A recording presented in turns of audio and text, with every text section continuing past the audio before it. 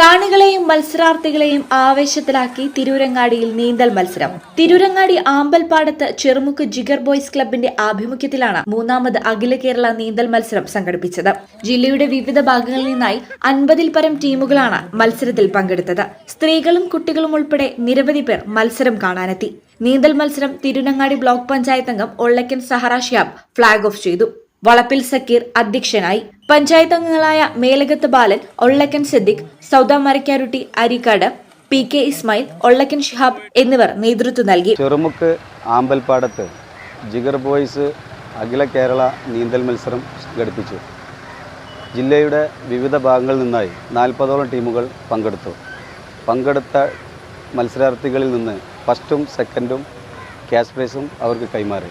AK Marakkarutty, Mustafa Cherumukku, Panakkal Basheer തുടങ്ങിയവർ സംസാരിച്ചു.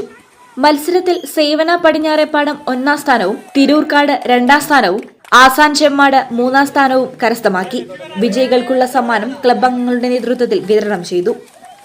News bureau, Tirurangadi. നിങ്ങളുടെ വിവാഹാഘോഷങ്ങളെ ബജറ്റിലൊതുക്കാൻ ചാസിയ സിൽക്സ് നിങ്ങൾക്കായി ഒരുക്കിയിരിക്കുന്നു മംഗൾ വെഡിംഗ് ഫെസ്റ്റ്. ഇനി ചാസിയിൽ നിന്നും പർച്ചേസ് ചെയ്യാം മനസ്സിനിണങ്ങും വിലയിൽ തന്നെ. പട്ടുപോലെ പവിത്രമായ ഹൃദയബന്ധം. ചാസിയ സിൽക്സ്, വളാഞ്ചേരി.